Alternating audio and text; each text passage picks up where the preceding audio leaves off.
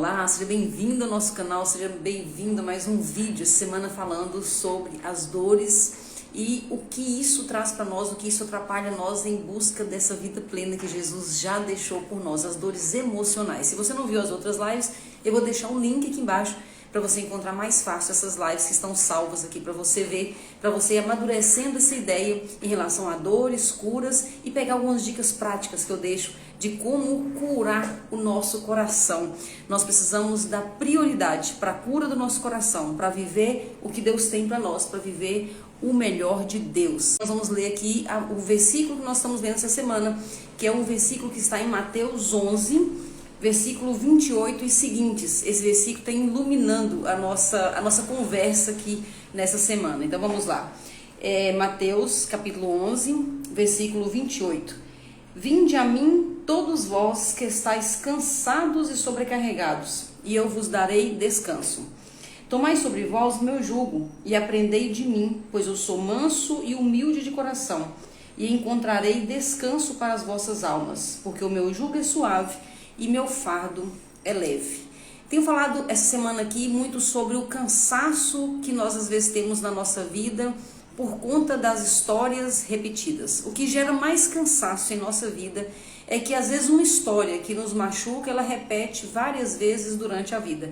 E por que isso repete? Por que nós passamos problemas muito parecidos? Tem algumas pessoas que vivem problemas parecidos na vida financeira, tem outros que é em relação aos relacionamentos.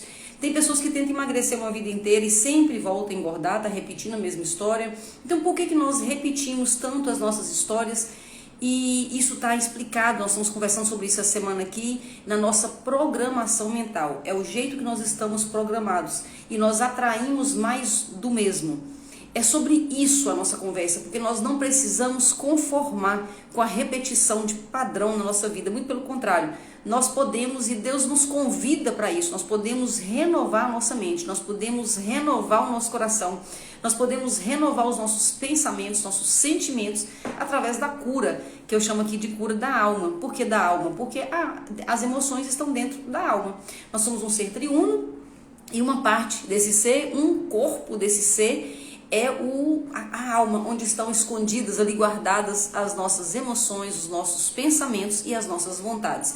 Se nós não olhamos para isso, se nós não curamos o nosso coração, nós buscamos, nós voltamos nas histórias repetidas, buscando mais do mesmo, repetindo as nossas histórias. Então o convite que eu faço sempre aqui é que a gente pode sim olhar para isso com amor para a nossa história e dar um novo sentido, renovar o nosso coração. Em Filipenses 12 fala que nós, para acessarmos o melhor de Deus, a vontade boa, perfeita e agradável de Deus, nós precisamos renovar o nosso coração. Tem um livro muito famoso que chama Segredos da Mente Milionária, do T. Harv Eker.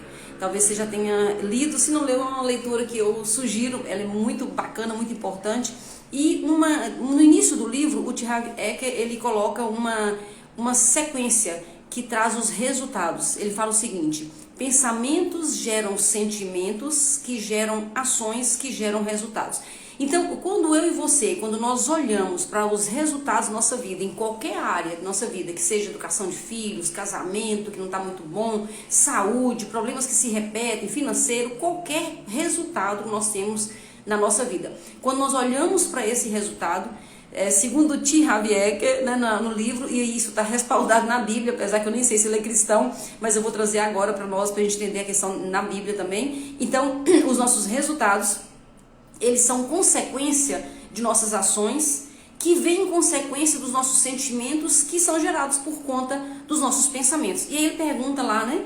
E de onde vêm os pensamentos? Então, se os pensamentos, ele é a causa principal ou inicial de tudo, de onde que vem então os nossos pensamentos? Vem da nossa programação mental. E essa programação mental, ela é feita onde? Como? Quando? Na maioria das vezes, como eu tenho batido muito nessa tecla aqui, a nossa programação mental, ela vem da infância principalmente. Só que depois ela vai sendo reforçada na fase adulta, adolescente, a jovem, fase adulta, vai sendo reforçado o que foi construído lá na infância. Então na infância nós temos nossa base e nós temos também os nossos traumas. o nosso caráter, inclusive, ele é formado na infância, ali bem no iniciozinho ali da infância. E até os 5 anos e meio, mais ou menos, nós já formamos a base do que nós vamos ser. E durante a vida adulta, nós vamos buscando reforço para aquilo que nós já acreditamos que foi construído na infância. E boa parte da nossa programação mental, ela é feita com dor. Ela é feita através das dores emocionais, as dores da alma que nós temos.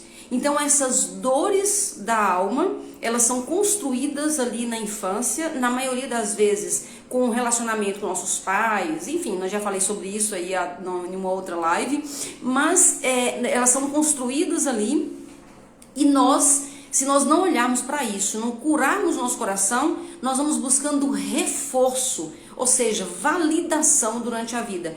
Por isso que os problemas eles se repetem com tanta frequência. Então a palavra de Deus nos convida a olhar para isso, renovar o nosso coração, não se conformar com aquilo que está, Filipenses 12:2, e renovar para experimentar o novo de Deus. Então, existe o novo de Deus no seu casamento, o novo de Deus na sua construção de um peso ideal, o novo de Deus na sua vida financeira, o novo de Deus na sua família. Existe o novo de Deus em todas as áreas que nós queremos, nós precisamos e nós buscamos. Mas para alcançar o novo de Deus, nós precisamos então renovar nossa mente. Renovar, não conformar, mas renovar. E essa renovação ela acontece como? Aí vamos agora para uma parte bem prática. Nós renovamos a nossa mente quando nós damos novo significado para a nossa história. Então, quando nós ressignificamos as nossas dores, ressignificamos a nossa história, nós conseguimos então atingir um novo nível, um novo jeito de ser, um novo nível de vida, e então nós acessamos o melhor de Deus. Porque senão nós ficamos com as crenças. As crenças que nós temos são formadas pelas dores, pela programação mental, que começa lá na infância, a maior parte está na infância. Então nós vamos trazendo essas crenças, como por exemplo, homem é tudo igual, quem é rico cada vez mais rico, pobre cada vez mais pobre. Quem gosta de sexo é homem, mulher gosta de dinheiro, ou então mulher gosta de amor. Tem essas duas vertentes dessa crença, né? Quem gosta de sexo é homem, mulher gosta de dinheiro. Então, quem gosta de sexo é homem, mulher gosta de amor. Então, são crenças que trazem para a nossa vida repetições, porque nós temos uma crença e essa crença nos leva para comportamentos iguais pela vida inteira. Quando é que eu posso mudar, eu consigo mudar o meu comportamento? Quando eu vou na base e mudo a crença. E como eu mudo a crença? Ressignificando a minha história. Nós temos que ter pressa na ressignificação da nossa história. O problema nosso é que nós temos pressa para muitas coisas, mas nós não temos pressa para ressignificar a nossa história. E aí nós corremos o risco de passar uma vida inteira repetindo uma história, repetindo um padrão, e não saber que isso está na nossa mão, poder mudar isso. Então eu deixei uma tarefinha no grupo, eu tenho um grupo que está sempre recebendo material meu, se você quiser, tá em algum lugar aí, depois me pede que eu te mando o link. Nesse grupo eu deixei uma tarefinha, e a tarefinha foi o seguinte: faça uma lista das dores que você precisa tratar. Às vezes nós temos tantas dores, nós já temos essa consciência, nós temos tantas dores para serem tratadas que a gente não sabe nem por onde começar. Então a tarefa que eu falo é essa: faça uma lista.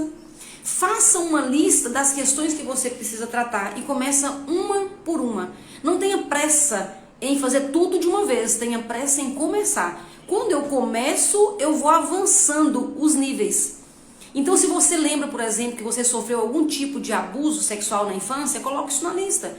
André, mas eu não fui estuprada. Às vezes a gente confunde um pouco que só é abuso sexual quando é estupro. Não, o estupro também é um abuso sexual. Mas se, por exemplo, se você viu seus pais tendo relação sexual, isso é um abuso. É um abuso sexual. Se você ouvia seus pais falando, por exemplo, que sexo é ruim, que mulher não gosta de sexo, uma educação sexual muito repressora, isso também é um abuso sexual.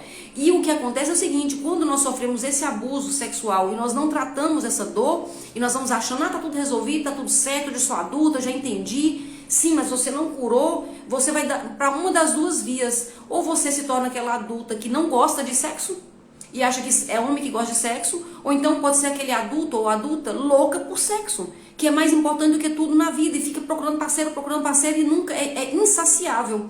Uma pessoa que é insaciável, ela tem que olhar para dentro e ver o que está acontecendo. Mas também aquela pessoa que não quer saber de sexo, sendo que Deus colocou isso de uma forma tão bonita no corpo do homem, no corpo da mulher, também eu preciso olhar para isso e ver o que está acontecendo. Então são questões que nós precisamos tratar e nós precisamos ter urgência disso.